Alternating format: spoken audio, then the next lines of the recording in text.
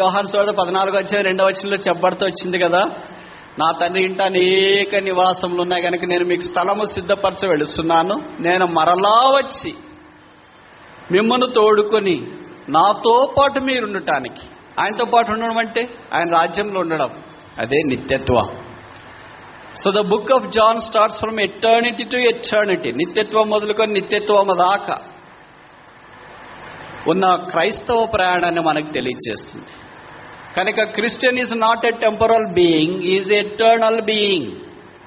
ఇంకోసారి చెప్పనా, క్రైస్తవుడు ఒక శాశ్వతమైన వ్యక్తి కాదు, దేవుని లాంటి శాశ్వతమైన వ్యక్తి. Christian has no perishing life but permanent life. క్రైస్తవునికి నశించిపోయే జీవితం కాదు ఉండేది, అక్షయమైన జీవితం ప్రభుతో పాటు ఉంది. ఈ shall be with me forever. నాతో పాటు నిత్యము మీరుందరు ప్రభు ఉన్నత కాలం. మనం పరలోక రాజ్యంలో ఉండాలని దేవుని యొక్క అభిలాష.